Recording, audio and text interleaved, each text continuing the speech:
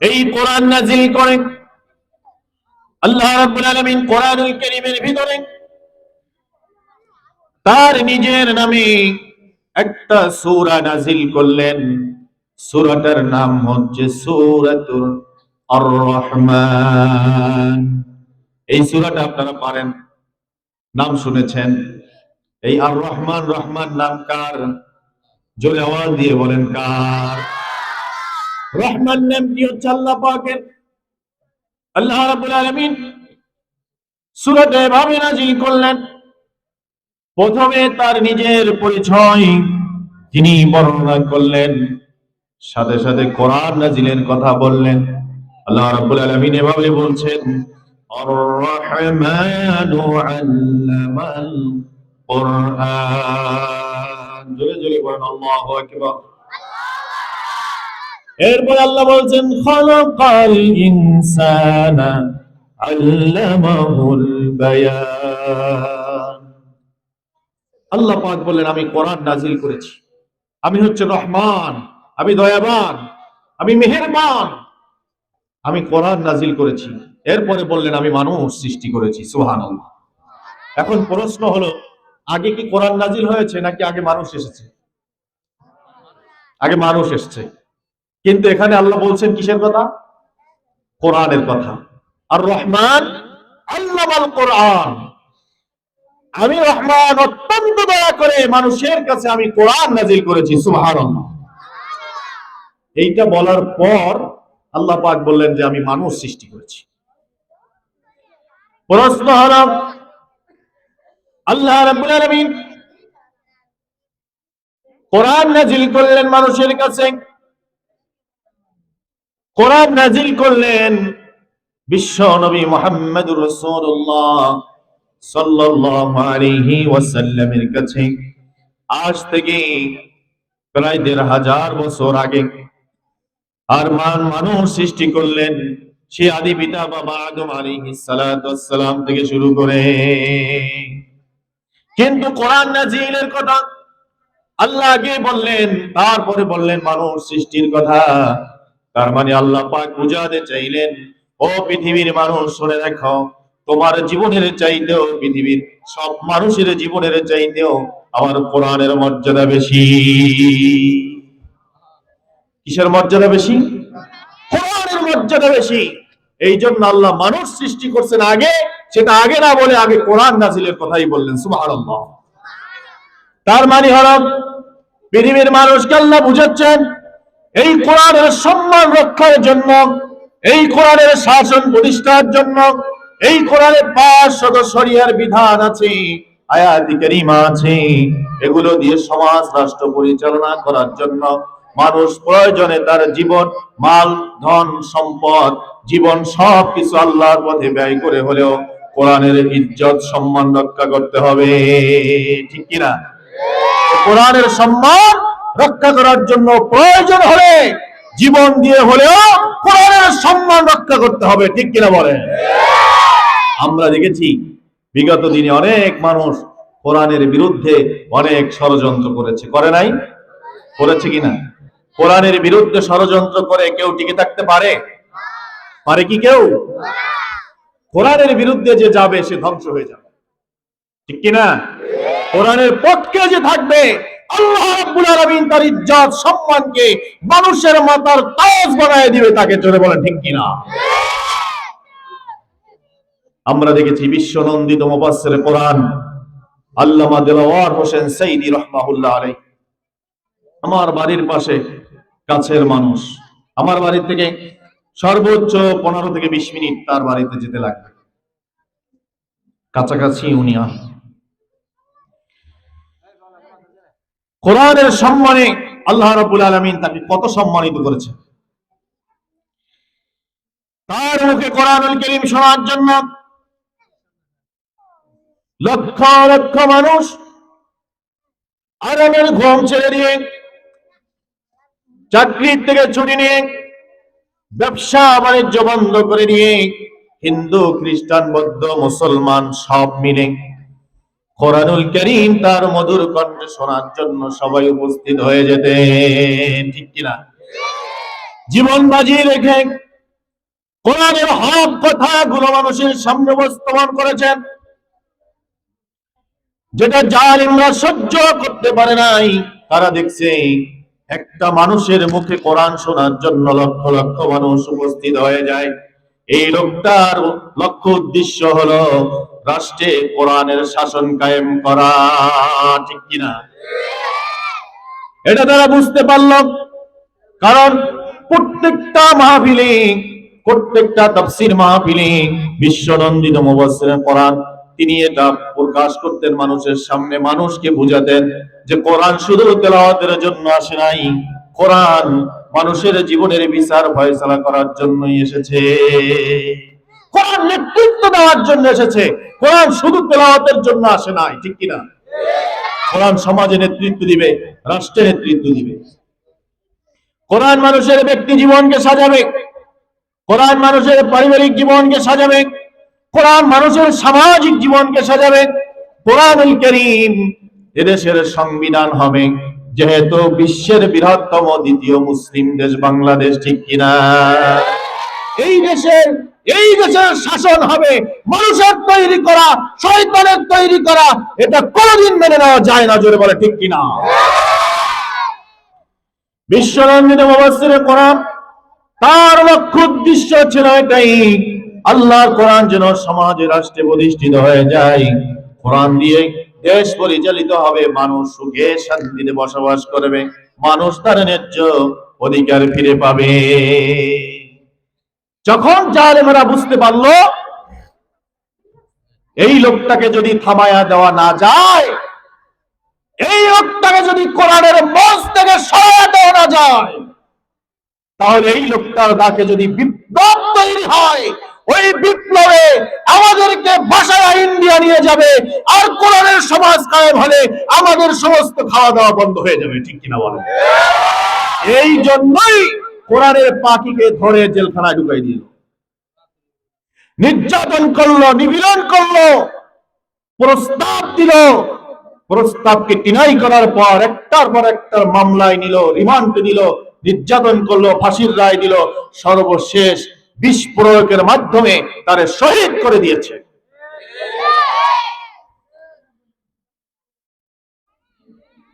কিন্তু জালেমেরা জানে না আল্লাহ ছাড় দেন, কাউকে ছেড়ে দেন না। পৃথিবীর ইতিহাস যদি আমরা দেখি, আল্লাহ রাব্বুল আলামিন কোন জালিমকে আজও পর্যন্ত ছেড়ে দেন নাই, ঠিক কিনা? কোন জালিম ছাড় পেয়েছে? কোন জালিম ছাড় পায়নি। তারা মনে করেছিল তারা চিরস্থায়ী থাকবে, কিন্তু তা সম্ভব নয়। প্রিয় ভাইয়েরা আমার, কোরআনের সম্মান রক্ষা করার জন্য আল্লামা সাইয়্যিদি রাহমাতুল্লাহ আলাইহি তার তাফসীর মাহফিলে 50 বছরের বেশি তিনি কোরআনের দাওয়াত দিয়েছেন। এভাবে মাহফিলের তাফসীর মাহফিলের সরাসরি গুলি এসেছে তার দিকে। মাহফিল চলতেছে, গুলি এসেছে, এমন ঝুঁকি নিয়ে জীবনে 4 বার এভাবে ডাইরেক্ট তাকে মঞ্চেই গুলি করা হয়েছিল।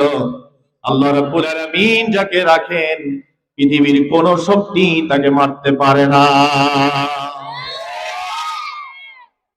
এই জন্য কথায় আছে, রাখে আল্লাহ, মারে কে? তারা চেয়েছিল, নমরুদ যা চেয়েছে, নমরুদের উত্তরসূরিরাও তাই চেয়েছে। কারণ নমরুদ বলেছিল আনা রাব্বুকুমুল আলা, ফেরাউন বলেছিল একই কথা, আমার চাইতে বড় প্রভু কে আছে?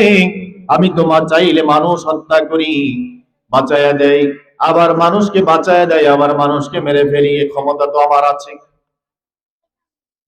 কিন্তু এর জবাবে হযরত ইব্রাহিম আলাইহিস সালাম বলেছিলেন, নমরুদ রে, তুমি যদি সেটা পারবে, সেটা সম্ভব। জেলখানার ভিতর থেকে 2 জন আনলো, একজনকে হত্যা করলো, আর একজনকে বাঁচায় দিল।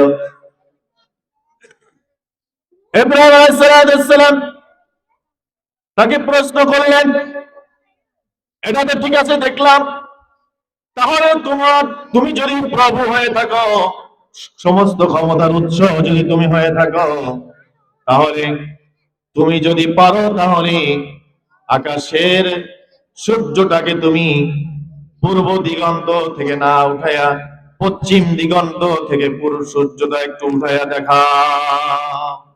সেটা কি সম্ভব? সম্ভব না।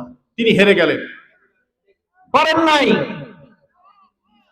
প্রিয় ভাইরা আমার, নমরুদের উত্তরসূরিরা তারা চেয়েছিল কোরআনের পাখিকে শেষ করে দেওয়ার মাধ্যমে এই দেশের সমস্ত উলামায়ে কেরামদেরকে, কোরআনের খাদেমদেরকে স্তব্ধ করে দিবে, ইসলামী আন্দোলনকে স্তব্ধ করে দিবে, ইসলামী সমাজ বিনির্মাণ না হয় সেই জন্য তারা কোরআনের দায়ীদেরকে, প্রথম সারির দায়ীদেরকে তারা মিথ্যা অপবাদ দিয়ে, মিথ্যা মামলা দিয়ে তাদেরকে ফাঁসিতে ঝুলাইয়া শহীদ করেছে।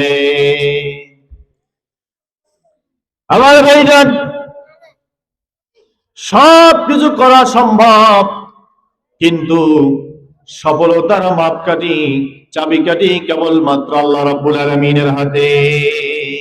তারা চেয়েছিল কোরআনের খাদেমদেরকে শেষ করে দিয়ে ইসলামী আন্দোলনকে নির্বাপিত করে দেওয়া, থামিয়ে দেওয়া।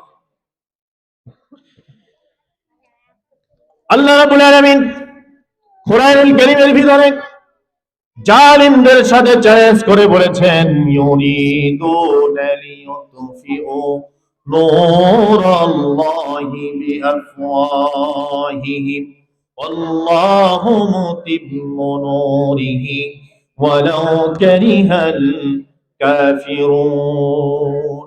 ওরা চায় মুখের ফু দিয়ে আমার আলোকে নির্বাপিত করে দিবে, আর আমি আল্লাহ চ্যালেঞ্জ করলাম, আমি আমার দ্বীনের আলোকে আমি তামাম পৃথিবীতে ছড়াইয়া দিব। সুবহানাল্লাহ।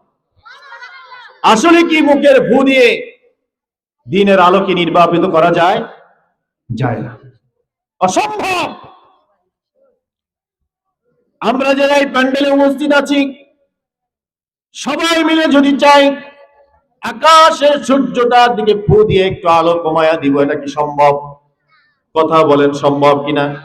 এটা সম্ভব নয়। এক বিন্দু মাত্র আলোর তাপ কমে যাবে না। তাম পৃথিবীর সমস্ত মানুষ মিলে যদি সূর্যকে ফু দেয়, সূর্য থেকে এক বিন্দু মাত্র আলোর তাপ কমে যাবে না। ওই সূর্য পরিচালনা করেন আল্লাহ। সূর্যের আলোর চাইতেও আল্লাহ কোরআনের নূরকে বেশি বাড়াইয়া দিয়েছেন, ঠিক কিনা? এই কোরআনের নূর তারা মুখের ফু দিয়া নির্বাপিত করতে চায়, এটা সম্ভব নয়। আল্লাহ রাব্বুল আলামিন জালেমদেরকে বিতাড়িত করেছেন, আর কোরআনের দাওয়াত এখন ঘরে ঘরে পৌঁছে দিয়েছে, ঠিক কিনা? আমার ভাইজান, তাদের ষড়যন্ত্র ছিল এই দেশ থেকে ইসলামকে বাতিল করে ধর্ম নিরপেক্ষতাকে প্রতিষ্ঠা করা। কিন্তু আল্লাহ রাব্বুল আলামিন সবচেয়ে বড় কৌশলী কে? আল্লাহ। জোরে বলেন, কে?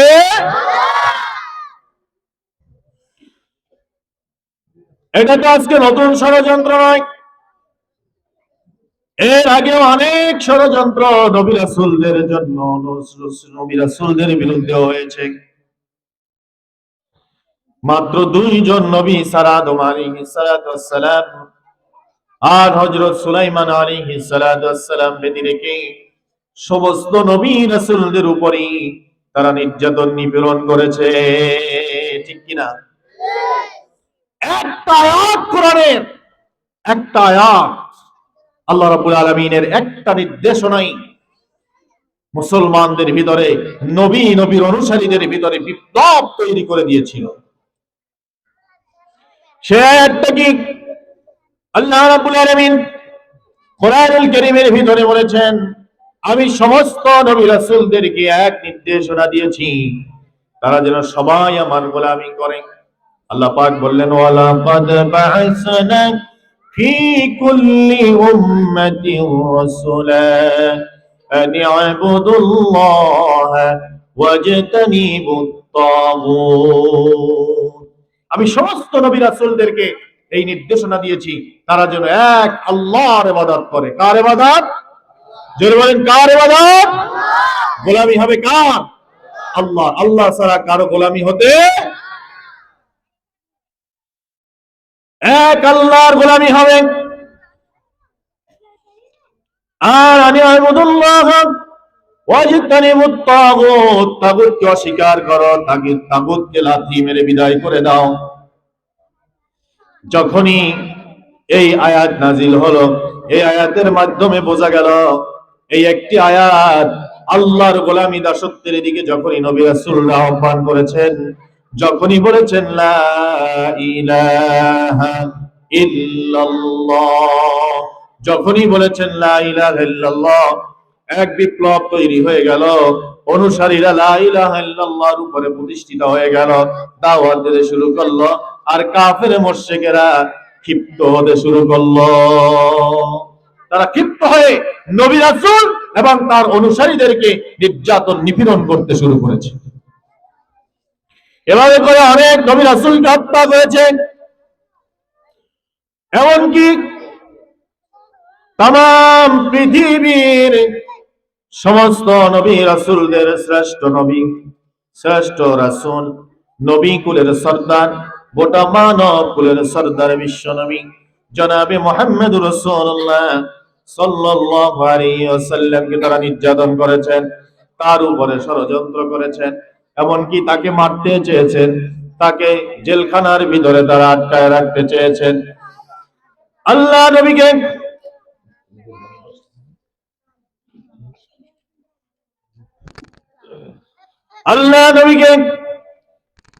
তারা জেলখানার ভিতরে শিহাবে আবু তালিবে 3.5 বছর জেল কাটিয়েছেন। এরপরে রাসূলকে তারপরেও দ্বীনের দাওয়াত থেকে তারা দমায় রাখতে পারে নাই। এক পর্যায়ে তারা দারুন নাদওয়া, আবু জাহেলের সংসদ ভবন, আবু জাহেলের সংসদ ভবনের নাম কি? দারুন নাদওয়া। সবাই বলেন নাম কি? দারুন নাদওয়া। দারুন নাদওয়ায় তারা একটা জরুরি বৈঠক ডাকলেন, জরুরি মন্ত্রিসভার বৈঠক ডাকলেন। কি করে মুহাম্মদকে স্তব্ধ করে দেওয়া যায়, এই ষড়যন্ত্রে তারা দারুন নাদওয়ায় বৈঠক ডাকলেন। ওই বৈঠকের সাথে বাংলাদেশের যে ফ্যাসিস্ট জালিম দুনিয়া থেকে, এই বাংলাদেশ থেকে লাঞ্ছনার সাথে বিদায় হয়েছেন, ওই ফ্যাসিস্ট জালিম খুনির সঙ্গে আবু জাহেলের দারুন নাদওয়ার জরুরি বৈঠকের সাথে মিল আছে না নাই? কথা বলেন, আছে না নাই? আবু জাহেল বিশ্বনবীকে হত্যার জন্য, স্তব্ধ করে দেওয়ার জন্য দারুন নাদওয়ায় বৈঠক দেখলাম। আর বাংলাদেশে আবু জাহেলের নাতিপুতি, এই খুনি জালিম সৈরা শাসক, মানুষের জবরদখলকারী শাসক, রক্ত চোষা এই অসভ্য মেয়েটি, তিনিও জরুরি মিটিং ডাকলো মন্ত্রিসভা নিয়ে। কিভাবে এই বিদ্রোহীদেরকে, এই স্বাধীনতাকামী যোদ্ধাদেরকে, এই যুবকদেরকে কিভাবে থামায়া রাখা যায়, কিভাবে ব্রাশ ফায়ার করে মারা যায়, সেই জন্য তারা জরুরি মিটিং ডাকলো গণভবনে। জোরে বলেন ঠিক কিনা? মিল আছে না নাই? মিল আছে, মিলাই নিবেন। আমি যে আয়াত তেলাওয়াত করেছি, এই আয়াতের নাজিলকৃত প্রেক্ষাপট বলতেছি। মাইকের আওয়াজ একটু বাড়ায় দেন, আর বাচ্চাদের কথাবার্তা একটু বন্ধ করায় দেন। একটু জিকির করেন সুবহানাল্লাহ, আলহামদুলিল্লাহ, লা ইলাহা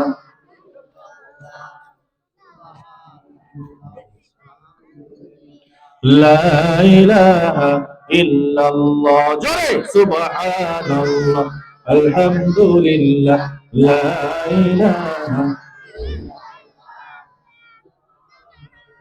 আলহামদুলিল্লাহ, লা ইলাহা লা ইলাহা ইল্লাল্লাহ মুহাম্মাদুর রাসূলুল্লাহ সাল্লাল্লাহু আলাইহি ওয়াসাল্লাম। দারুন নাদওয়ায় আবু জাহেল তিনি জরুরি বৈঠক ডাকলেন।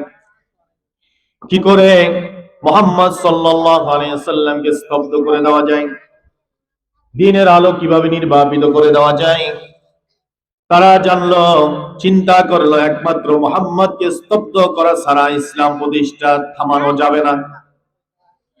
মুহাম্মদকে হত্যা করতে পারলেই আরব ভূখণ্ড থেকে ইসলাম নির্বাপিত হয়ে যাবে। এই চিন্তা করে তারা বিশ্ব নবীকে হত্যার ষড়যন্ত্র করলো, কিন্তু তারা সিদ্ধান্ত করে নিজেরা পারলো না কিভাবে তাকে দমায়ে রাখা যায়। বিভিন্ন টেনশন চিন্তা করলো, পারলো না। ফলে তারা জরুরি মিটিং ডাকলো দারুন নাদওয়ার ভিতরে, মন্ত্রীদেরকে নিয়ে, উতবা সাইবা মুগীরাদেরকে নিয়ে মন্ত্রী পরিষদ তারা মিটিং ডাকলো। সেই মিটিং এর ভিতরে একজন বুজুর্গ, তিনি বুজুর্গের লেবাস ধরে মিটিং এর ভিতরে ঢোকার জন্য পারমিশন চাইলেন। তারা পারমিশন দিচ্ছিল না। তারা বলল, আপনি কে?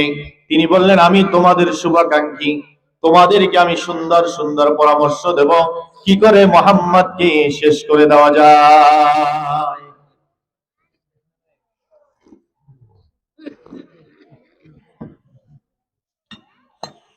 তারা চিন্তা করল, আমাদের জন্য একটি হেল্পলাইন এসেছে, মুরব্বী যেহেতু বয়স্ক মানুষ, সুন্দর পরামর্শ আমাদেরকে দিবে।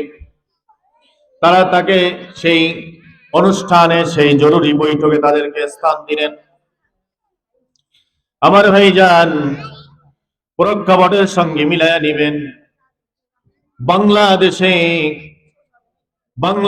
ইসলাম ওয়ালাদেরকে দমায় রাখার জন্য এই বাংলাদেশের মানুষই শুধু ষড়যন্ত্র করে নাই, বাংলাদেশের মানুষের সঙ্গে দাদা বাবুর দেশের অনেক মানুষ এই দেশের মানুষের সঙ্গে ষড়যন্ত্রে লিপ্ত ছিল।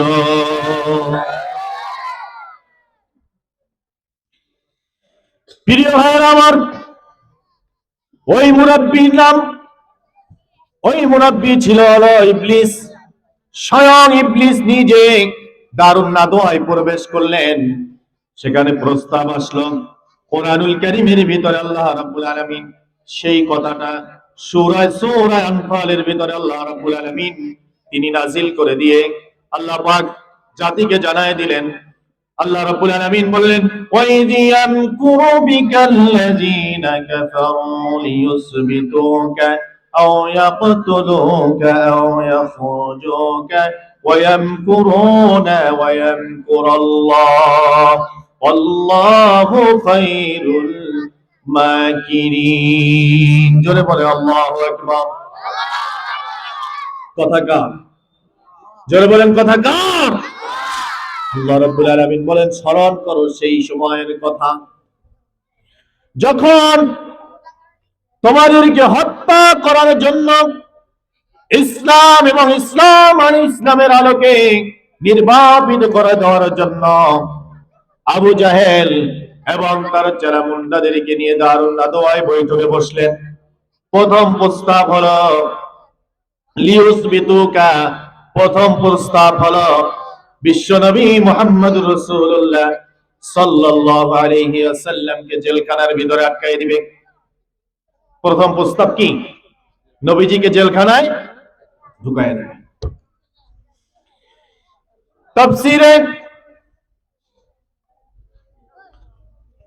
তাফসীরে তাফহিমুল কোরআনের ভিতরে এসে আবু জাহেল তার অনুসারীরা প্রস্তাব দিল, লিউসবিতুকা, মুহাম্মদ এবং তার অনুসারীদেরকে রশি দিয়া হাত পা বেঁধে, কোমরে রশি বেঁধে তারপরে তাদেরকে জেলখানার ভিতরে ঢুকায়া রাখো। এই চক্রান্তটা কার ছিল? আবু জাহেলের। কার ছিল? জোরে বলেন, কার ছিল? আপনারা দেখেছেন তারা যে ষড়যন্ত্র করেছে, ওই ষড়যন্ত্রের সাথে বাংলাদেশের আবু জাহেলের নাতিপুতিদের ষড়যন্ত্রের মিল আছে না নাই? বাংলাদেশে আলেমরা হক কথা বলার কারণে, কোরআনের সমাজ কায়েম করার কথা বলার কারণে তাদেরকে ধরে নিয়ে অপরাধ আলেমদের কোমরে মোটা রশি বেঁধেছে, হাতে তারা মোটা রশি দিয়ে বেঁধেছে, পায়ে বেরি পড়েছে, নির্যাতন নিপীড়ন করে মিথ্যা মামলা দিয়ে জেলখানায় ঢুকিয়ে রেখেছিল, ঠিক কিনা? আবু জাহেলের সাথে আবু জাহেলের নাতিপুতির মিল আছে না নাই? প্রত্যেকটা কথা সাথে মিলাই নিবেন আমার ভাইজান। চূড়ান্ত ভাবে আসবে ফয়সালা, সেটা আল্লাহ কোরআনুল কারীমের ভিতরে আয়াতের শেষ অংশে বলে দিয়েছেন। তারা চেয়েছিল বিশ্ব নবীকে, তার অনুসারীদেরকে জেলখানায় রশি দিয়া বেঁধে, কোমরে বেঁধে, পা বেঁধে জেলখানায় ফেলে রাখবে, যাতে করে তারা আর ওখান থেকে বের হয়ে দ্বীনের দাওয়াত, লা ইলাহা ইল্লাল্লাহর দাওয়াত যাতে করে দিতে না পারে। 2 নম্বর, তারা ষড়যন্ত্র করল, আও ইয়াকতুলুকা আও ইয়াখরুজুন। 2 নম্বর ষড়যন্ত্র হলো বিশ্বনবী মুহাম্মদুর রাসূলুল্লাহকে তারা দেশ থেকে তাড়ায় দিবে। প্রস্তাব দিল দেশ থেকে তাকে তাড়ায় দাও। তখন যখন বলল দেশ থেকে তাড়ায় দিতে হবে, তখন ওই ইবলিস তিনি তাদেরকে পরামর্শ দিলেন না, তুমি যদি তাকে দেশ থেকে তাড়িয়ে দাও তাহলে মুহাম্মদ এমন মিষ্টি ভাষী মানুষ, এত সুন্দর চেহারার মানুষ, এত আদর্শিক মানুষ, মুহাম্মদ যেখানে যাবে সেখানে তাকে, তার কথা শুনে, তাকে দেখে মানুষ দলে দলে মুসলমান হয়ে যাবে। এত সুন্দর কথার মানুষ, এত সুন্দর চেহারার মানুষ, তাকে দেখলে, তার কথা শুনলে দলে দলে মানুষ মুসলমান হয়ে যাবে, আর বড় শক্তি অর্জন করে তোমাদের উপরে অ্যাটাক করবে। খবরদার তাকে দেশ থেকে তাড়ায় দেওয়া যাবে। আমার ভাইজান মিলান যারা 15 বছর 16 বছর জবরদখল করে এই দেশটাকে শাসন করেছে, যাদের টার্গেট ছিল এদেশে ইসলাম দমায়া রাখা, টার্গেট ছিল একটা। কয়টা টার্গেট? একটা। ইসলাম দমায়া রাখতে পারলে তাদের স্থায়িত্ব বেড়ে যায়, কারণ তারা যা করে সব ইসলামের বিরোধিতা করেছে। আবু জাহেলের টার্গেট ছিল একটা, মুহাম্মদকে হত্যার মাধ্যমে আরব ভূখণ্ড থেকে ইসলাম নির্বাপিত করে দেওয়া। এই জন্য তারা 3টা ষড়যন্ত্র করেছিল। 2 নম্বর ষড়যন্ত্র হলো দেশ থেকে তাড়াইয়া দেওয়া। আমরা দেখেছি যারা হকের কথা বলেছে, কোরআনের শাসন চেয়েছে, ইসলাম প্রতিষ্ঠা হোক সেটা চেয়েছে, যারা অন্যায়ের বিরোধিতা করেছে, যারা দাদা বাবুদের দখলদারিত্বের বিরোধিতা করেছে, তাদেরকে তারা মৌলবাদ বলে, রাজাকার বলে, পাকিস্তানি ভিনদেশি বলে তাদেরকে গালি দিয়েছে। জোরে বলেন ঠিক কিনা? তারা বলেছে তোমরা এদেশের মানুষ না, তোমরা রাজাকার, পাকিস্তান চলে যাও। বলে নাই? বলেছে। এখন দেখা গেল এদেশে ইসলাম ওলামা এই দেশের, আর যারা ইসলাম ওলামাদেরকে রাজাকার বলেছে, পাকিস্তানি বলেছে, এখন প্রমাণিত হয়েছে মূলত ইসলাম ওলামা এই দেশের, আর যারা ইসলাম ওলামাদেরকে রাজাকার বলেছে, পাকিস্তানি বলেছে, দেখা গেছে সর্বশেষ তাই ইন্ডিয়ান বাবাবুর দল হয়েছে। ঠিক কিনা? তাই দেশের মানুষ নয়।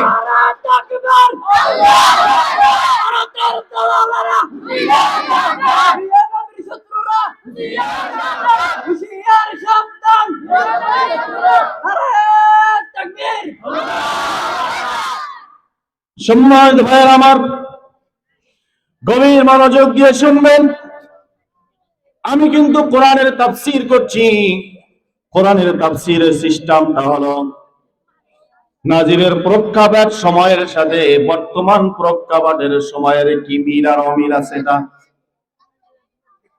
আল্লাহ রাব্বুল আলামিন বলছেন তারা ষড়যন্ত্র করেছে বিশ্ব নবী আর তার অনুসারীদেরকে দেশ থেকে তাড়াইয়া দিবে। দেশ থেকে তাড়াইয়া দিতে পারলেই তারা সফল হবে। কিন্তু ওই যে ইবলিস বড় ভয়ঙ্কর জিনিস। জোরে বলেন ঠিক কিনা? ইবলিস সব পরামর্শ দেয়, বুদ্ধি দেয়। এরপরে দুইটা প্রস্তাব যখন তিনাই হয়ে গেল, সর্বশেষ 3 নম্বর প্রস্তাব, আবু জাহেল বলল, ঠিক আছে আমি একটা প্রস্তাব দেই, এইটা তোমরা সবাই শুনে খুশি হবে। আবু জাহেল বলল, আও ইয়াকতুলুকা আই মুহাম্মদ সাল্লাল্লাহু আলাইহি সাল্লাম, মুহাম্মদ সাল্লাল্লাহু আলাইহি সাল্লামকে হত্যা করার জন্য আরবের বিখ্যাত সব গোত্রের লোক একত্রিত হবে। সবাই এই প্রস্তাব মেনে নিল। আর ওই বৃদ্ধকে বৃদ্ধকে অনেকে শোনেন না, ওয়াজ খেয়াল করেন। বৃদ্ধকে ইবলিস। ইবলিস বলল, ঠিক আছে আবু জাহেল, তোমার প্রস্তাবটাই কারেক্ট। আবু জাহেল, তোমার প্রস্তাব কারেক্ট। জেলখানে আটকালেও হবে না, দেশ থেকে তাড়াই দিলেও হবে না, যদি তারে হত্যা করতে পারো ইসলাম এখানেই শেষ হয়ে যাবে। তাহলে এটাই বাস্তবায়ন করো। এবার আবু জাহেল চিন্তা করলেন, এই দায়ভার কে নিবে? এই দায়ভার কে নিবে?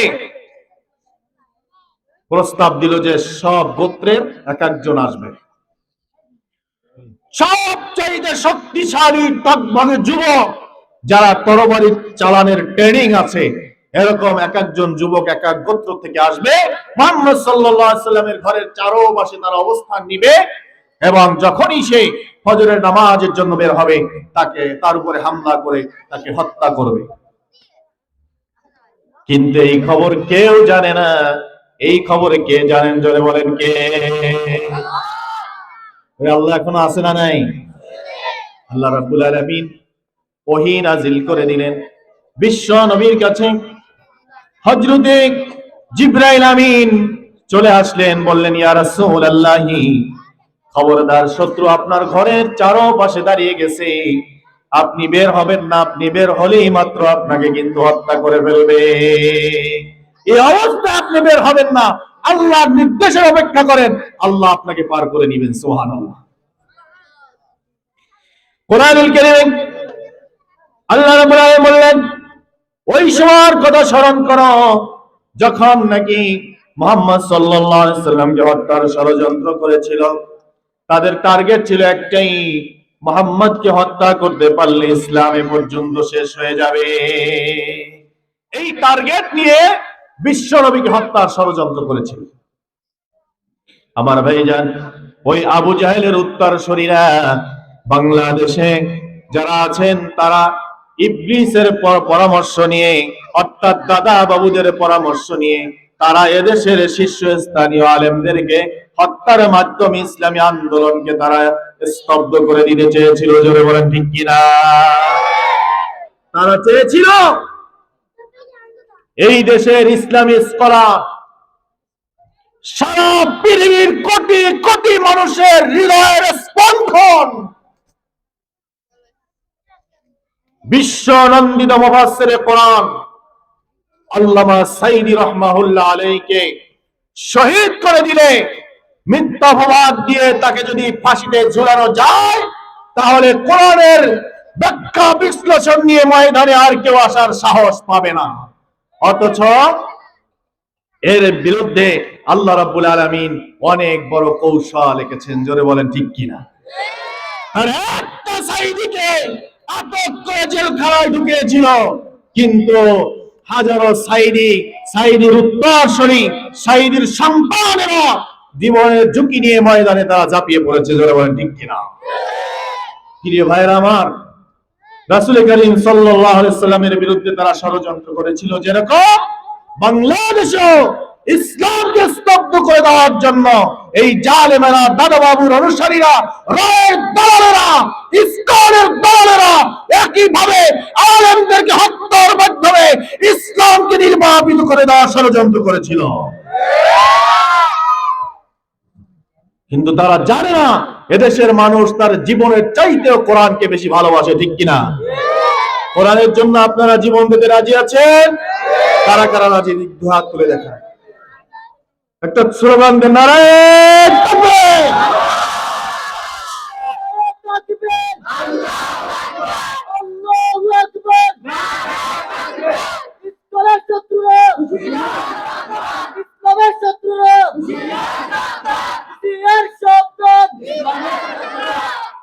সম্মানিত ভাইরা আমার, গভীর মনোযোগ। তারা চেয়েছিল বিশ্ব নবীকে হত্যার মাধ্যমে ইসলামকে নির্বাপিত করে দিবে।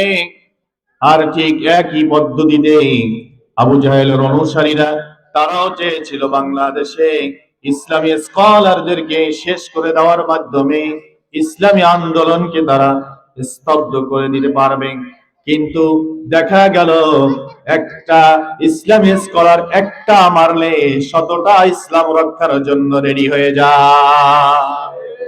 কারণ এটা বাংলাদেশ, এটা মুসলমানের দেশ, এটা মসজিদ মাদ্রাসার দেশ, এটা শাহ কোরআনের দেশ, শাহ ওলিউল্লাহর দেশ, এটা আল্লামা সাঈদীর দেশ। জোরে ঠিক কিনা? ইসলামকে স্তব্ধ করা সম্ভব নয়। যারা ইসলাম স্তব্ধ করতে আসবে আল্লাহ চিরতরে তাদেরকে স্তব্ধ করে দিয়েছে। আল্লাহ কত কৌশলী! আল্লাহর চাইতে বড় কৌশলী কে আছে? আছে কি কেউ? কোরআনে আল্লাহ রাব্বুল আলামিন বলছেন, ওয়ায়ামকুরুনা ওয়ায়ামকুরাল্লাহ আল্লাহু খায়রুল মাকিরিন। জোরে বলেন আল্লাহু আকবার। তারা ষড়যন্ত্র করেছিল তিনটা। কয়টা? তিনটা ষড়যন্ত্র করেছিল। তিনটা ষড়যন্ত্রই আমি আল্লাহ রাব্বুল আলামিন ধুলার সাথে মিলাইয়া দিয়েছি। আর তাদের ষড়যন্ত্রের বিরুদ্ধে ওয়ায়ামকুরুনা ওয়ায়ামকুরাল্লাহ, আমি আল্লাহ রাব্বুল আলামিন একটা কৌশল করেছি। আল্লাহু খায়রুল মাকিরিন। আমি আল্লাহর চাইতে বড় কৌশলকামী আর কে হতে পারে? আর কে হতে পারে?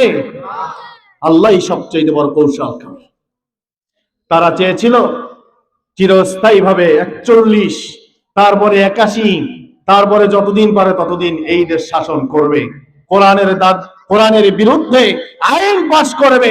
বিসমিল্লাহকে তারা বিদায় করে দিয়েছেন সংসদ থেকে। জোরে বলেন ঠিক কিনা? ইসলামের কথা সংসদে বললেই তারা বলতো তারা রাজাকার, তারা মৌলবাদ।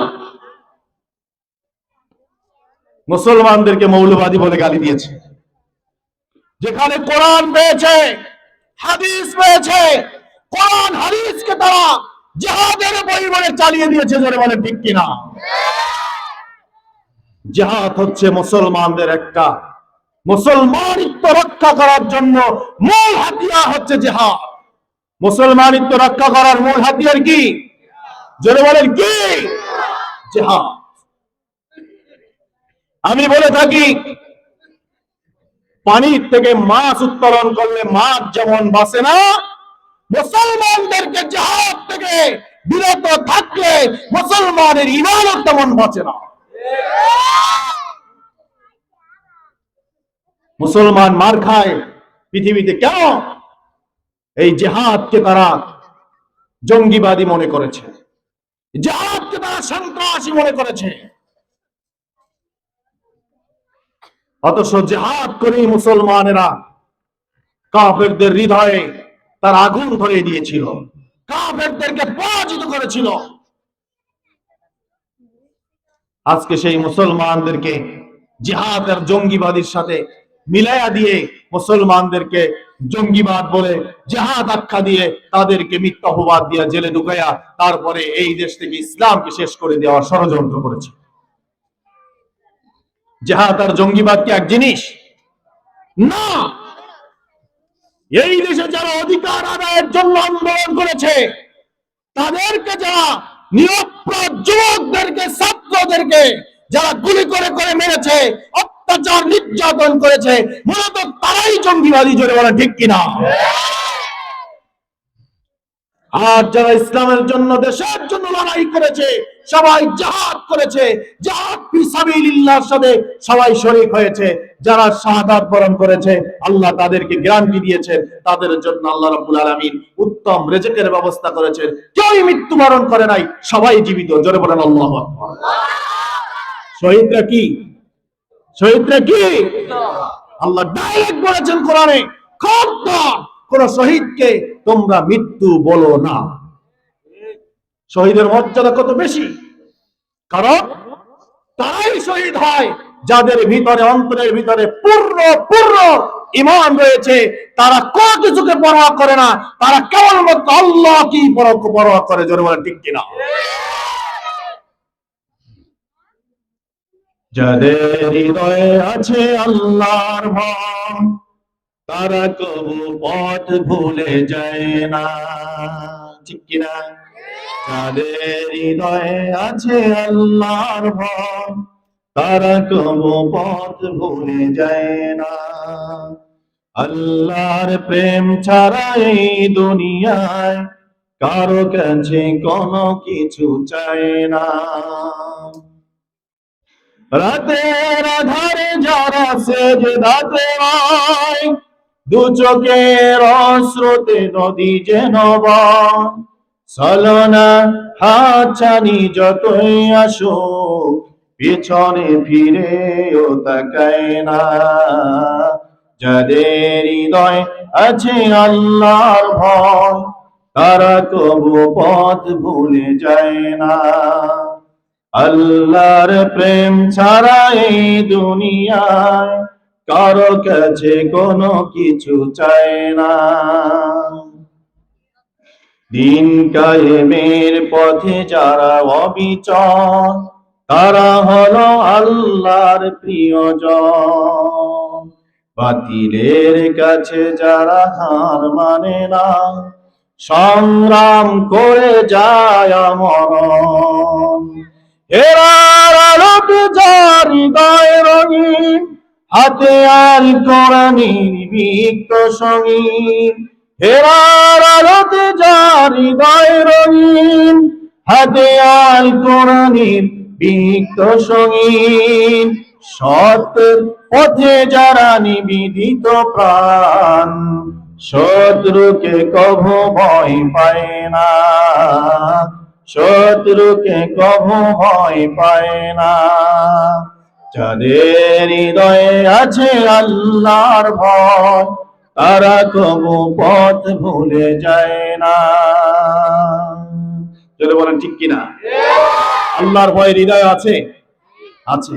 এই দুনিয়ার থেকে তো একদিন আমাকে বিদায় হতেই হবে, কিন্তু আমি যদি শাহাদাতের পেয়ালা পান করে বাতিলের বিরুদ্ধে কথা বলে, বাতিলের বিরুদ্ধে ভূমিকা রেখে, ইসলামের সপক্ষে ভূমিকা রেখে যদি শাহাদাতের মৃত্যু আমি যদি পেয়ে যাই, এর চাইতে বড় ভাগ্য বা ভাগ্যের কথা আর কিছুই হতে পারে না। জোরে বলেন ঠিক কিনা? এই শাহাদাতের তামান্না যারা অন্তরে নিয়ে ময়দানে কাজ করবে, দিন প্রতিষ্ঠার সংগ্রামে লিপ্ত হবে, রাসূলুল্লাহ বলেছেন সে যদি বিছানায় মৃত্যুবরণ করে, আল্লাহ রাব্বুল আলামিন তাকে শাহাদাতের সুউচ্চ মর্যাদা আল্লাহ পাক তাকে দান করে দিবেন। সুবহানাল্লাহ।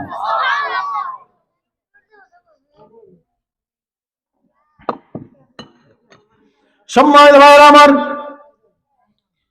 আল্লাহ রাব্বুল আলামিন ইসলামকে পূর্ণতা দান করার জন্য আল্লাহ রাব্বুল আলামিন তিনি সাহায্য করেছেন। আল্লাহর সাহায্য ছাড়া ইসলামের পূর্ণতা পাওয়া সম্ভব নয়। ঠিক কিনা বলেন?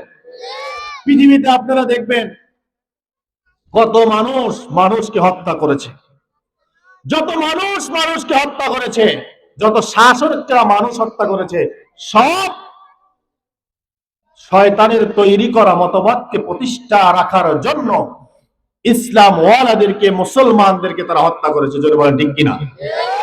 আপনারা যদি দেখেন মধ্যপ্রাচ্যের যে লড়াই, ফিলিস্তিনের সাথে লেবাননের সাথে যে লড়াই চলছে, এই লড়াই তো শুধু ইসরায়েল করছে না, এই লড়াই আমেরিকার পরাশক্তিরাও করছে। যদি বলেন ঠিক কিনা? কেন করছে?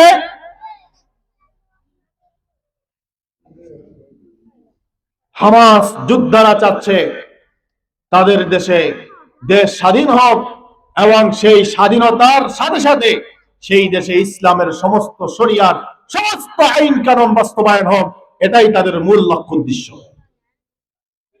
আর আমেরিকার পরাশক্তিরা, ইসরায়েলি পরাশক্তিরা তারা চিন্তা করলো যদি ইসলাম এদেশে প্রতিষ্ঠা হয়ে যায়, কোরআনের শাসন যদি কায়েম হয়ে যায়, তাহলে তারা তো কাউকে পরোয়া করবে না, তারা আমাদেরকে পাত্তা দিবে না, আমাদের সাথে হৃদয়ের সম্পর্ক রাখবে না, আমাদের জুলুম নির্যাতন তারা সহ্য করতে পারবে না, আমাদের বাজাজাত তারা মেনে নিতে পারবে না। তাহলে কি করতে হবে? অবশ্যই যে কোনো মূল্যে তাদেরকে দমায়ে রাখতে হবে। ইরান হচ্ছে পৃথিবীর মুসলিম একটি শক্তিশালী দেশ, ঠিক কিনা? তারা মুসলমানদের সপক্ষে, মুসলমান দেশের সপক্ষে ইসরায়েল আর আমেরিকার পরাশক্তি পশ্চিমা শক্তির বিরুদ্ধে ইরান লড়াই করে যাচ্ছে ইমানের উপরে বলিয়ান হয়ে। জোরে বলেন ঠিক কিনা? কোন শক্তিকে তারা পরোয়া করছে না। তাই তারা ইরানের অনুসারীদেরকে, ইসলামের অনুসারীদেরকে তারা একের পর এক মারতেছে, তাদেরকে দমায় রাখার জন্য, শেষ করে দেওয়ার জন্য।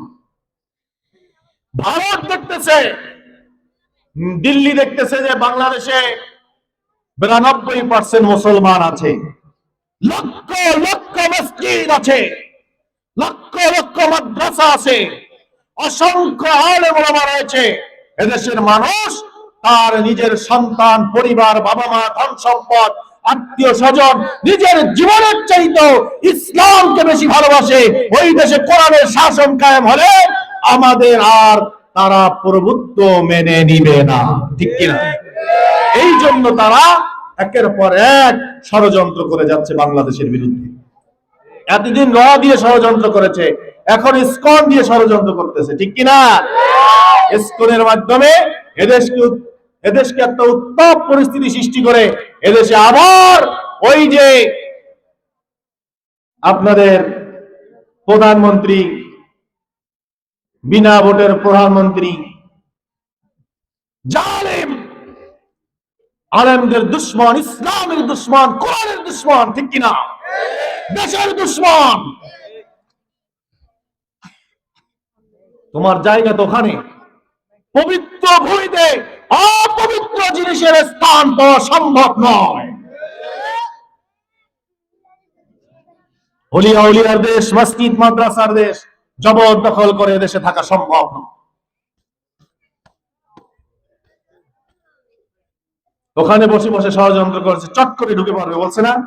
কি করে ঢুকবে? আমরা রেডি আছি, চট করে ঢুকে পারো, আমরা ফাঁসির রশি নিয়ে প্রস্তুত আছি, তুমি ঢুকবা, ফাঁসির রশির মালাটা তোমার গলায় পরায় দেওয়া হবে, ঠিক কিনা? কারণ এদেশের প্রত্যেকটা মানুষ জানে তুমি ইসলামের দুশ্মন, তুমি দেশের দুশ্মন, তুমি দেশের মানুষের দুশ্মন, কোরআনের দুশ্মন, মসজিদ মাদ্রাসার দুশ্মন। যারা বলেন ঠিক কিনা? আল্লাহ কত কৌশলী। কি বলছিলাম? আল্লাহ কৌশলী, মনে আছে তো? আসেন, আল্লাহ রাব্বুল আলামিন বলছেন ওয়ায়ামকুরুনা ওয়ায়ামকুরুল্লাহ, তারা ষড়যন্ত্র করেছে আর আমি আল্লাহ রাব্বুল আলামিন ওই ষড়যন্ত্রের বিরুদ্ধে আমি আল্লাহ রাব্বুল আলামিন কৌশল করেছি। আল্লাহু খায়রুল মাকিরিন, আমি আল্লাহর চাইতে উত্তম কৌশলকারী আর কে হতে পারে? এবার আসেন বাস্তবতায়। আবু জাহেলের সব ষড়যন্ত্র চক্রান্ত সব ধূলিসাৎ হয়ে গেছে, ঠিক কিনা? ধূলিসাৎ হয় নাই? আবু জাহেল চেয়েছিল বিশ্ব নবীকে মরণ কূপ খুনেছিল তার জন্য। আল্লাহ নবীকে হত্যা করতে পারলে ইসলাম স্তব্ধ হয়ে যাবে, ইসলামী আন্দোলন স্তব্ধ হয়ে যাবে। তারা তাদের তৈরি করা মতবাদ, তাদের তৈরি করা নিয়ম নীতি সব ঠিক থাকবে, তাদের নেতৃত্ব ঠিক থাকবে, তাদের কর্তৃত্ব ঠিক থাকবে। একমাত্র বিশ্ব নবীকে হত্যার মাধ্যমে তারা তাদের মূল টার্গেট তারা অর্জন করতে পারবে। এই লক্ষ্যে বিশ্ব নবীকে হত্যা করার জন্য আবু জাহেল একটি মরণ কূপ খনন করেছিল, ঠিক কিনা? পরের জন্য কূপ খুঁজলে সেই কূপে কে পড়ে? নিজে পড়ে। এই ভাই বলছে যে সেই কূপে নিজে পড়ে। তরুণ মানুষ, যুবক মানুষ, ইসলাম বোঝার দরকার, ঠিক না? তরুণরা, যুবকরা ইসলাম বুঝলে এদেশে ইসলাম প্রতিষ্ঠা হতে দেরি হবে না। জোরে বলে ঠিক কিনা? স্বাধীনতার জন্য যারা যুদ্ধ করেছে 2024 5ই আগস্ট বিজয়টা যারা এনে দিয়েছে তারা হচ্ছেন এদেশের তরুণ আর যুবকেরা। এই তরুণ আর যুবকেরা ভিতরে ভিতরে ইসলাম শিখেছে, বুঝেছে, রাতের আধারে তাহাজ্জুদ পড়েছে, বিশ্ববিদ্যালয় গোপনে গোপনে ইবাদত করেছে, প্রকাশ্যে জালিমদের জন্য প্রকাশ্যে মসজিদে গিয়ে জামাতে নামাজ পড়তে দেয় না। যে বলে ঠিক কিনা? আল্লাহ আসমান ভারী হয়ে গেছে, চাকরির উপরে কাপড় বলে শিবির, ঠিক কিনা? মুখে দাঁড়িয়ে আর টুপি 5 ওয়াক্ত নামাজ পড়ে কয় এটা জামাত। কোরআন পড়ে দেখো, জামাত শিবির হকের পথে আছে, ঠিক কিনা? কোরআন পড়ে দেখো, কোরআনের ব্যাখ্যা বিশ্লেষণ মিলিয়ে দেখো। চ্যালেঞ্জ করে গেলাম, জামাত শিবিরের একটা কর্মনীতিও কোরআন সুন্নাহর বিরুদ্ধে নয়। যদি কেউ প্রমাণ করতে পারে, জীবনে আর কোনদিন মঞ্চে উঠে কোরআনের পক্ষে কথা বলবো না।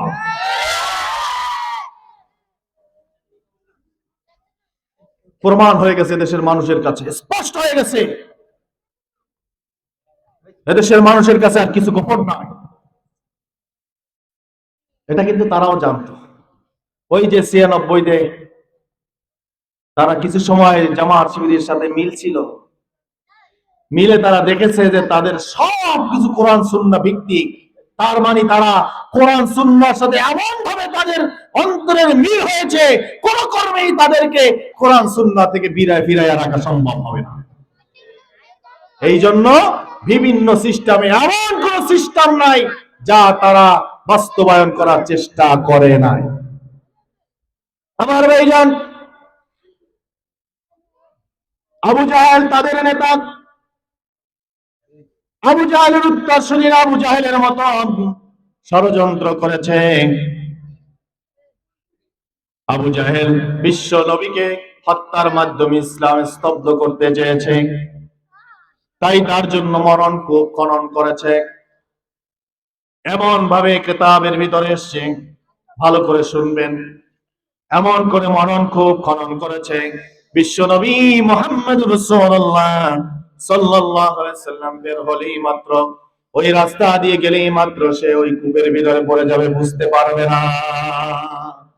কিন্তু আবু জাহেল জানে না বিশ্ব নবীকে পরিচালনা করেন কে। জয় বলেন কে? আল্লাহ।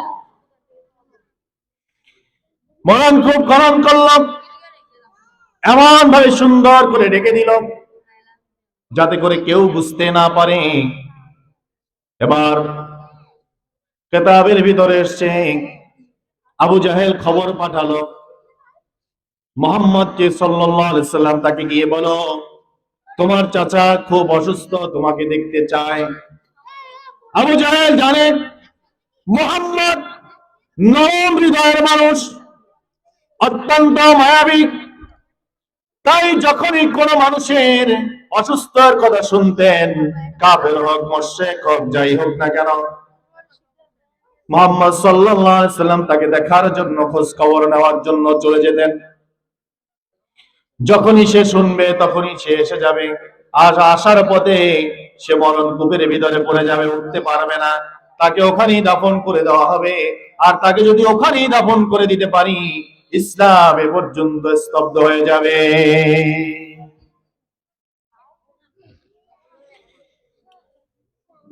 মুহাম্মদ সাল্লাল্লাহু আলাইহি সাল্লামকে ডেকে আনা হলো। কূপের কাছাকাছি যখন আসলো, আল্লাহ রাব্বুল আলামিন জিবরাইল আমিনকে পাঠিয়ে দিলেন। কিতাবের ভিতরে এসেছে নবী মুহাম্মদ সাল্লাল্লাহু আলাইহি সাল্লামের হাত ধরলেন। জিবরাইল বললেন, ইয়া রাসূলুল্লাহ, ইয়া হাবিবাল্লাহ, খবরদার আপনি এখানে পা দিবেন না। আপনি যদি এখানে পা দেন কূপের ভিতরে পড়ে যাবেন। আবু জাহেল আপনাকে হত্যা করার জন্য মরণ কূপ খনন করেছে। আস্তে করে ধরে ঘুরাই নিয়ে আসে। আবু জাহেল দেখার সাথে সাথে অবাক, কি ব্যাপার, কোনোভাবে তো এখান থেকে আসা সম্ভব নয়। মুহাম্মাদের জাদু কূপের মধ্যেও পড়েছে, নাউযুবিল্লাহ। কি বললো? মুহাম্মাদের জাদু কূপের মধ্যেও, নাউযুবিল্লাহ। এবার চিন্তা করলাম তাহলে যাওয়ার সময় নিশ্চয়ই পড়বে। এবার আবু জাহেল ওই আশায় বসে থাকলো। মুহাম্মদ সাল্লাল্লাহু আলাইহি সাল্লাম যখন আবার রিটার্ন যাচ্ছিলেন, আবার জিবরাইল আলাইহিস সালাতু ওয়াস সালাম তাকে সাহায্য করে নিয়ে আসলেন। আবু জাহেল চিন্তা করলো, আমি যে মরণ খুব করণ করেছি, নিশ্চয়ই মুহাম্মদ যাওয়ার সময় এখানে পড়ে গেছে, আমি একটু দেখে আসি। আবু জাহেল এবার সামনের দিকে অগ্রসর হলো। নিজে এমন ভাবে ঢেকে রেখেছেন, নিজেও জানে না কোন জায়গায় মরণ খুবটা করণ করেছে। হাঁটতে হাঁটতে নিজেই ওই কূপের ভিতরে পড়ে গেছে, ঠিক কিনা? যেই কূপ খুঁজেছে আবু জাহেল মুহাম্মদ সাল্লাল্লাহু আলাইহি ওয়াসাল্লামকে হত্যা করার জন্য, সেই কূপে আবু জাহেলকেই ফেলে দিয়েছেন কে? জোরে বলেন কে? তাহলে মহা কৌশলী কে? জোরে বলেন কে? আল্লাহর চাইতে বড় কৌশলী আর কেউ আছে? মিলান আপনি। আবু জাহেল বিশ্ব নবীকে হত্যার জন্য মরণ কূপ খনন করল। আল্লাহ রাব্বুল আলামিন বললেন, ওয়া মাকারু ওয়া মাকারাল্লাহু ওয়াল্লাহু খায়রুল মাকিরিন। তোমরা ষড়যন্ত্র করেছো, আর ওই ষড়যন্ত্রের মোকাবেলায় আমি আল্লাহ রাব্বুল আলামিন কৌশল করেছি, আমি আর আমার কৌশলটাই বাস্তবায়ন হবে। আবু জাহেল বিশ্ব নবীকে হত্যার জন্য কূপ খনন করলো, সেই কূপে বিশ্ব নবী পড়লো না, আবু জাহেল নিজেই পড়লো। বাংলাদেশে আবু জাহেলের নাতি-পুতিরা ইসলাম স্তব্ধ করে দেওয়ার জন্য, বিশ্ব নবীর অনুসারীদেরকে হত্যা করার জন্য তারা তারা আন্তর্জাতিক ভাবে সাহায্য নিয়ে, সহযোগিতা নিয়ে, জালিমদের সহযোগিতা নিয়ে তারা একটা ট্রাইব্যুনাল গঠন করেছিল। জোরে বলেন ঠিক কিনা? সেই ট্রাইব্যুনালের নাম কি? আন্তর্জাতিক ট্রাইব্যুনাল। ভুলে গেছেন? ইতিহাস যদি ভুলে যান তাহলে আর ইসলাম রক্ষা করতে পারবেন না। ইসলাম রক্ষা করার জন্য, টিকে থাকার জন্য ইতিহাস সবসময় মাথায় রাখতে হবে, না হলে আপনি পথভ্রষ্ট হয়ে যাবেন। ইতিহাস যদি মাথায় থাকে তাহলে শিক্ষা থাকবে আপনার ভিতরে, আপনাকে কেউ পথভ্রষ্ট করতে পারবে না। কারণ আপনি জানেন এই পথে গেলে, এই পথে যাওয়ার পরে কারা ধ্বংস হয়েছে, এই পথে যাওয়ার পরে কারা বিজয় হয়েছে, এইটা যদি আপনার জানা থাকে তাহলে ভুলেও আপনি ওই পথে যাবেন না, বিজয়ের পথেই যাবেন, ঠিক কিনা? এই জন্য ইতিহাস মাথায় রাখতে হবে। আন্তর্জাতিক ট্রাইব্যুনাল গঠন করলো, মরণ কূপ খনন করলো। আবু জাহেলের উত্তরসূরিরা আজকে সেই আন্তর্জাতিক ট্রাইব্যুনালের রশি সেই জালিম আবু জাহেলের উত্তরসূরির জন্যই অপেক্ষা করছে। বলে ঠিক কিনা? আল্লাহ বড় কৌশলী, আল্লাহর চাইতে বড় কৌশলী কে হতে পারে?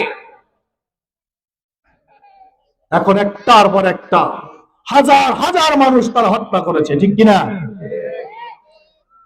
একটা দুইটা মানুষ হত্যা করেনি, হাজার হাজার মানুষ হত্যা করেছে।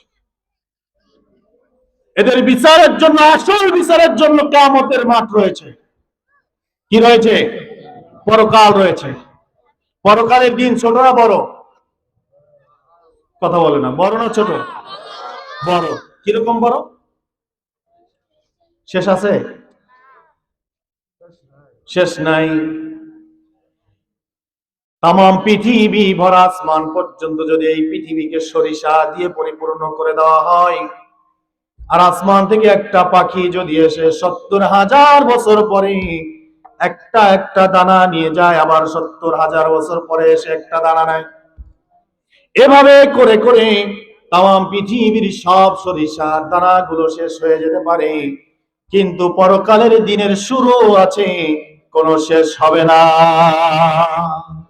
সুবহানাল্লাহ বলবেন না? কেন? কারণ কি বলবো? একটু বলবো। কারণ হলো, এই দুনিয়ায় আপনারা যারা কষ্ট করেছেন, কিরকম কষ্ট করেছেন? ঈমান আমলের উপরে টিকে থাকার জন্য জালিমের মিথ্যা অপবাদ সহ্য করেছেন, ঠিক কিনা? ঈমান আমলের উপরে টিকে থাকার জন্য জালিমের মিথ্যা মামলাকে জেলখানায় গেছেন, ঠিক কিনা? ঈমান আর আমলের উপরে টিকে থাকার জন্য হত্যা যন্ত্র স্বীকার করে নিয়েছেন, জালিমের কাছে মাথা নত করেন নাই, রাতের আধারে বাড়িতে ঘুমাতে পারেন নাই, ওই বাগানের ভিতরে অন্ধকারে আপনাদেরকে শীতের মধ্যে জামা কাপড় ছাড়া সেখানেই পড়ে থাকতে হয়েছে। জোরে বলেন ঠিক কিনা? একমাত্র ইসলামের সপক্ষে নিজেকে রাখার জন্য, ইসলামের পথে রাখার জন্য, ইমানের উপরে ইস্তেকামত থাকার জন্য এই কষ্ট স্বীকার করেছেন, জালিমের কাছে মাথা নত করেন নাই। এই জন্য আল্লাহ রাব্বুল আলামিন আপনাকে সামান্য কিছু উপহার দিলে তো চলবে না, দীর্ঘস্থায়ী সময়ের উপহার দেওয়ার জন্য অনেক বড় সময় রেখেছেন পরকালে। সুবহানাল্লাহ বলেন। বুঝতে পারছেন? তাহলে অল্প সময় যদি থাকতো দুনিয়ার মতন, তাহলে তো মানুষ ওই সুফলটা বেশি সময় ভোগ করতে পারতো না। আরাম তো আল্লাহ অনেক দিবেন। রাসূলুল্লাহ বলেছেন জান্নাতে যে কত নিয়ামত রাখা হয়েছে, ইল্লা কলিলা, এই দুনিয়ার সুখ শান্তি খুবই সামান্য। কতটুকু সামান্য? কতটুকু সামান্য? একটা চাবুক যদি এখানে মারা হয়, চাবুকটা এখানে থাকবে? থাকবে না, উঠে যাবে না? হয়তো 1 সেকেন্ড 2 সেকেন্ড থাকতে পারে। এখানে যদি একটা চাবুক মারা হয়, চাবুকটা এখান থেকে উঠে যাবে, এখানে থাকবে না। ওই চাবুকটা 1 সেকেন্ড অথবা 2 সেকেন্ড থাকলো, রাসূলুল্লাহ বলেছেন যতটুকু সময় চাবুকটা লেগে থাকলো ততটুকু সময়, যেই সময়টুকুন পরকালের তুলনায় দুনিয়ার সুখটা অতটুকু, এর চাইতে বেশি কিছু নেই। ইল্লা কলিলা, খুবই সামান্য। তাহলে কত কত কত বেশি সুখ মানুষের জন্য রেখে দিয়েছেন, যারা আল্লাহর জন্য সবর করেছে, ধৈর্য ধারণ করেছে, ইসলামের উপরে ইস্তেকামাত থেকেছে, তাদের জন্য আল্লাহ এই সুখগুলো রেখে দিয়েছেন। সময় যদি কম হয় তাহলে এই সুখ তারা ভালোভাবে উপভোগ করতে পারবে না জান্নাতীরা। সেই জন্য তাদের জন্য আল্লাহ রাব্বুল আলামিন দীর্ঘ সময় রেখেছেন। আবার পক্ষান্তরে যারা কোরআনের বিরোধিতা করেছে, ইসলামের বিরোধিতা করেছে, আল্লাহ রাব্বুল আলামিন তাদেরকে শাস্তি দেওয়ার জন্য অল্প সময় রাখলেও হবে না। ঠিক কিনা?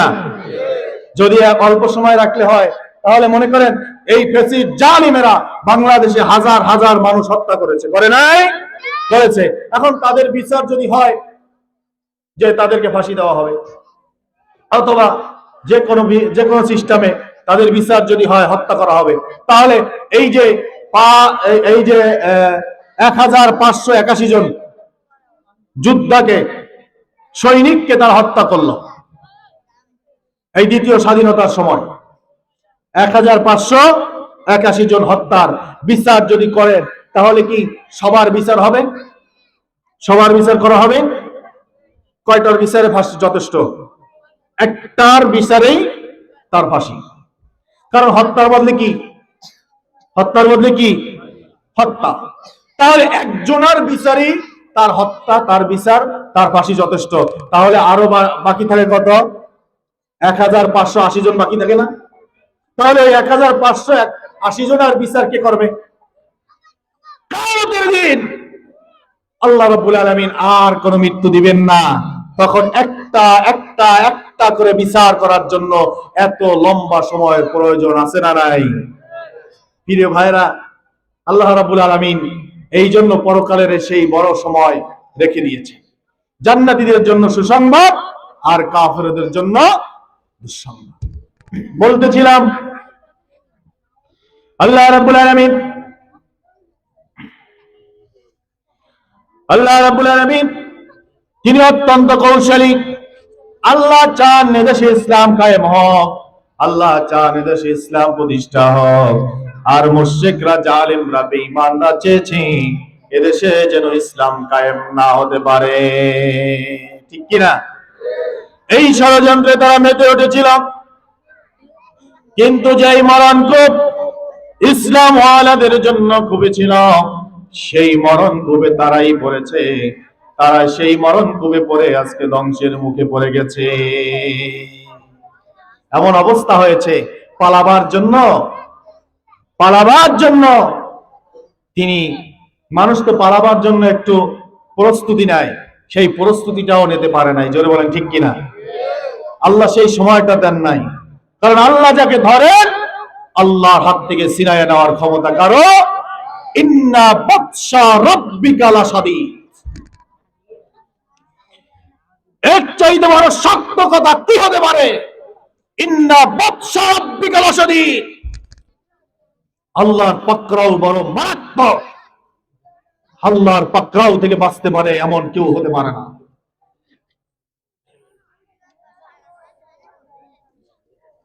চিন্তা করে দেখেন, তার টার্গেট ছিল এই দেশে আর কোনোদিন ইসলাম ওয়ালারা মাথা উঁচু করে দাঁড়াতে না পারে। আর আল্লাহ চেয়েছেন এদেশের মানুষ, ইসলাম ওয়ালারা, ইসলাম পন্থীরা তারা একে একে পরীক্ষা দিয়েছে। আল্লাহ বলছেন না কোরআনে, কাউকে আমি পরীক্ষা ছাড়া ছেড়ে দিব না। তোমরা ইসলাম চাও, দিন চাও, আমি তোমাদেরকে পরীক্ষা করব, পরীক্ষা করে দেখব তোমরা কি ইসলামের দায়ভার তোমরা নিতে পারবে কিনা। সেই জন্য আল্লাহ পাক একটার পর একটা পরীক্ষা আমাদেরকে করেছেন, ঠিক কিনা? সেই পরীক্ষায় যখন এদেশের ইসলাম ওরা উত্তীর্ণ হয়েছে, তখনই আল্লাহ রাব্বুল আলামিন সুন্দর পরিবেশ করে দিয়েছেন। এই জন্য কোরআনুল কারীমের সেই কথা, ওয়ামাকারু ওয়ামাকারাল্লাহ আল্লাহু খায়রুল মাকিরিন, আল্লাহর চাইতে বড় কৌশলী আর কে হতে পারে? আল্লাহর উপর বিশ্বাস আছে না নাই? জোরে বলেন, আছে না নাই? আপনারা কি আশা করেন যে আল্লাহ কোরআনের সমাজ কায়েম করে দিক, এই দেশে কোরআনের শাসন কায়েম হোক? এটা কারা কারা চান একটু দেখি। সবাই চান? আলহামদুলিল্লাহ, বলেন আলহামদুলিল্লাহ। সবাই চায়, কিন্তু সেই সাপেক্ষে কাজ করতে হবে না? হবে না? জোরে বলেন, হবে কিনা? কোন মতবাদকে আশ্রয় প্রশ্রয় দেওয়া যাবে না দিলে, একমাত্র ইসলাম ছাড়া। কি ছাড়া?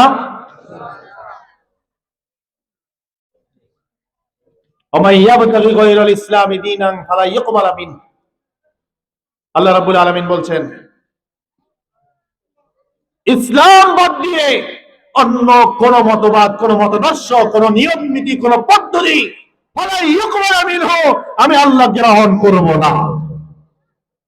শুধু তো গ্রহণ করবো না এমনটুকু নয়, ইসলাম বাদ দিয়ে অন্য কোন নিয়ম নীতি, পদ্ধতি, কোন ব্যবস্থাপনাকে, কোন পদ্ধতিকে যদি কেউ গ্রহণ করে, সেই ব্যক্তি হুয়া ফিল আখিরাতি মিনাল খাসিরিন, কিয়ামতের দিন সে বড় ক্ষতিগ্রস্ত হয়ে যাবে, আসামি হয়ে যাবে।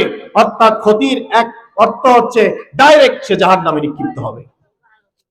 তাহলে ইসলামের বাইরে অন্য কোনো পথে যাওয়া, ইসলাম হচ্ছে কমপ্লিট একটি জীবন ব্যবস্থা, কোরআন হচ্ছে কমপ্লিট একটি জীবন ব্যবস্থার নাম। জোরে বলেন ঠিক কিনা? কোরআন আল্লাহ রাব্বুল আলামিন বলেছেন, ইন্নাদ দীনা ইনদাল্লাহিল ইসলাম, ইসলাম দিয়েছি আমি, কমপ্লিট একটি জীবন ব্যবস্থা দিয়েছি যা আমার কাছে তোমাদের জন্য পছন্দনীয় হয়েছে। সুবহানাল্লাহ। এই ইসলামে এমন কিছু নাই যা কোরআনে আল্লাহ সন্নিবেশিত করে দেন নাই। সব কিছু আল্লাহ রাব্বুল আলামিন কোরআনুল কারীমের ভিতরে সন্নিবেশিত করে দিয়েছেন। ব্যক্তি জীবন, পারিবারিক জীবন, সামাজিক জীবন, রাষ্ট্রীয় জীবন কোরআন মানবে, বিশ্ব নবীর আদর্শ অনুযায়ী পরিচালনা করবে ব্যক্তি জীবনকে, পারিবারিক, সামাজিক, রাষ্ট্রীয় জীবনকে, তাহলেই তোমরা আল্লাহর পক্ষ থেকে সফলতা অর্জন করতে পারবে। জোরে বলেন ঠিক কিনা? প্রিয় ভাইরা আমার, যেহেতু ইসলাম ছাড়া অন্য কিছুই আল্লাহর কাছে গ্রহণযোগ্য হবে না, তাহলে আমাদেরকে প্রত্যেকটা স্তরে স্তরে হিসাব করতে হবে।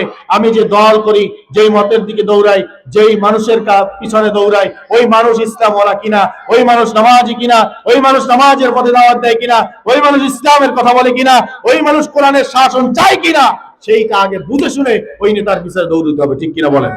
তাহলে কিয়ামতের দিন নেতাও আসামি, কর্মীরাও নেতাও আসামি। যেই নেতা বলবে, মুয়াজ্জিন আযান দিল, হাইয়া আলাস সালাহ, হাইয়া আলাস সালাহ,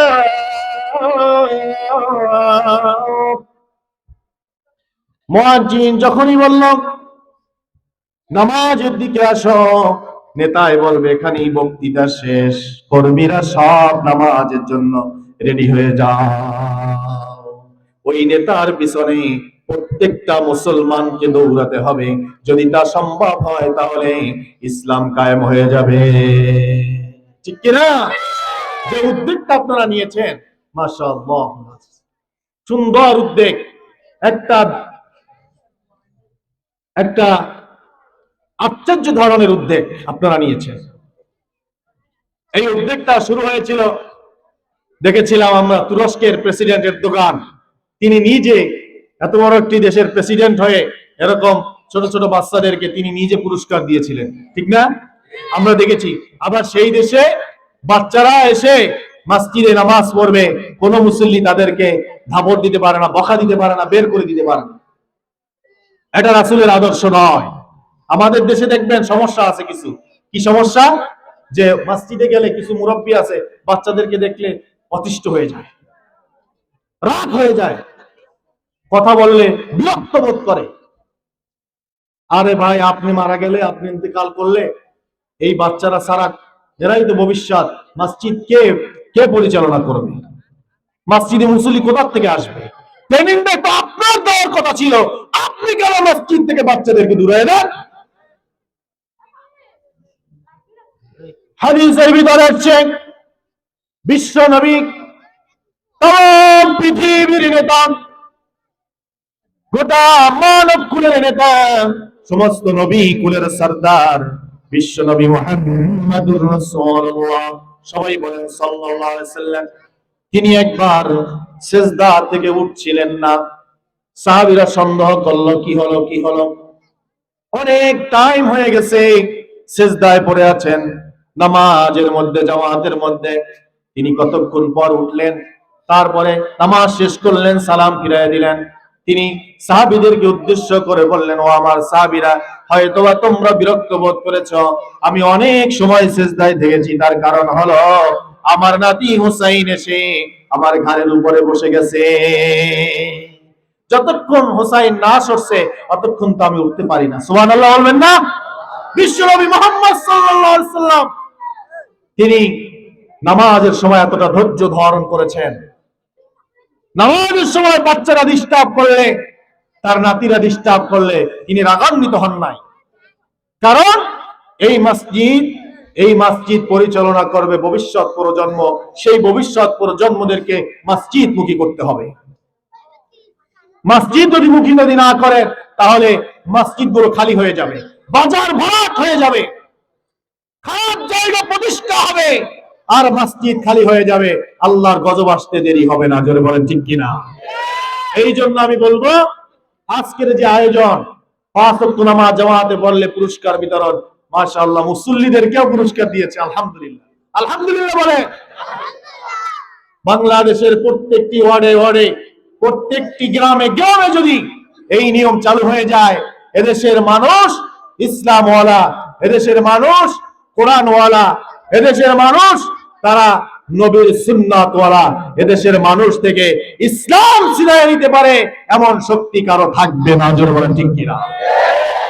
প্রিয় ভাইয়ের আমার, আপনারা যে উদ্যোগ নিয়েছেন, এই উদ্যোগটা আমি অনুরোধ করব প্রত্যেক বছর চালু রাখবেন ইনশাআল্লাহ। আমার যুবক ভাইদের জন্য প্রাণ ভরে দোয়া থাকবে, আপনারা ওদের জন্য দোয়া করবেন, আল্লাহ তাআলা যেন ওদেরকে ইসলামের জন্য কবুল করে নেন। আপনারা পুরস্কার যারা পেয়েছেন আর পান নাই, এখন সমস্যা হলো ওই যে মোবাইল। কি সমস্যা? মোবাইলের কারণে ফজরের নামাজ হয় না। যুবকরা শুয়ে শুয়ে মোবাইল গুতাতে গুতাতে গুতাতে গুতাতে 12টা 1টা বাজে যায়, 3টা বেজে যায়, এরপরে যে কি করে, ঘুম যায়, আর ফজরের নামাজ পড়তে পারে না। মিথ্যা বললাম নাকি? আমার উপরে রাগ করিও না তোমরা, আমি তোমাদেরকে অন্তর থেকে ভালোবাসি। যুবকদের রক্তের উপরে ইসলাম প্রতিষ্ঠা হয়েছিল, যুবকদের রক্তের উপরে এই বাংলাদেশ স্বাধীন হয়েছে, যুবকদের রক্তের উপরেই এই বাংলাদেশ ইসলাম ইসলাম ইসলাম প্রতিষ্ঠা হবে ইনশাআল্লাহ। তবে তোমাদেরকে ইসলামের উপরে দৃঢ় থাকতে হবে। মোবাইল এখন তো অবস্থা খারাপ, শুধু প্রেম প্রীতি আর ভালোবাসায় যুবক শেষ। আপনাদের এই এলাকার যুবক মাশাআল্লাহ আলহামদুলিল্লাহ ভালো, ভালো না হলে এত সুন্দর আয়োজন তারা করতে পারতেন না। আমি বলবো যুবকেরা, তোমাদেরকে আজকে একটা নাম্বার দিব আমি, ওই নাম্বার 11টি সংখ্যার নাম্বার। কয়টি সংখ্যা? এই সবাই বলেন কয়টি সংখ্যা? 11টি সংখ্যার নাম্বার বাংলাদেশে আছে না নাই? বাংলাদেশে 11টি সংখ্যার নাম্বার ছাড়া কল যায়? 10টা দিলে যাবে, 12টা দিলে যাবে, কয়টা লাগবে? 11টা।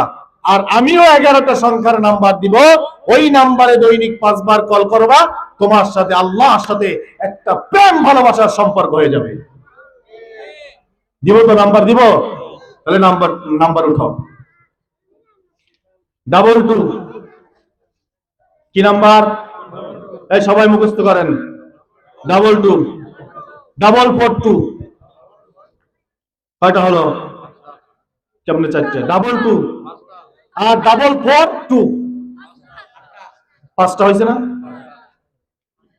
আবার করেন। 22 442 5টা, তারপরে 432 কয়টা হলো?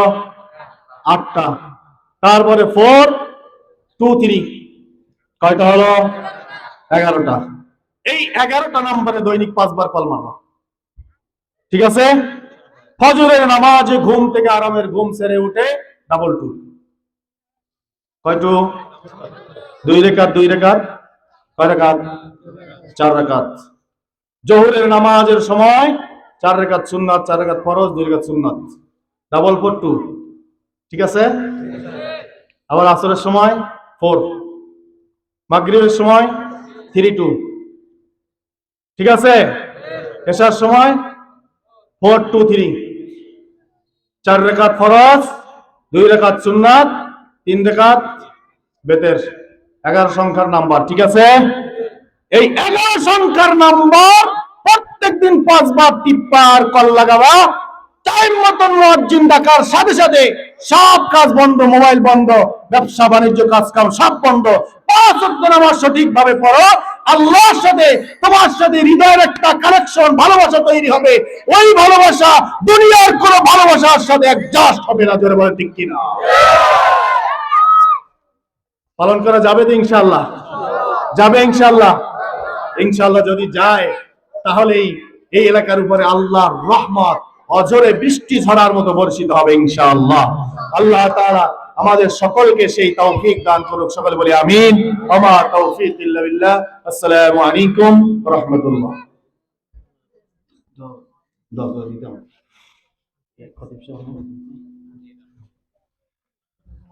আস্তাগফিরুল্লাহ আল্লাযী লা ইলাহা ইল্লা হুয়াল হাইয়ুল কাইয়্যুম।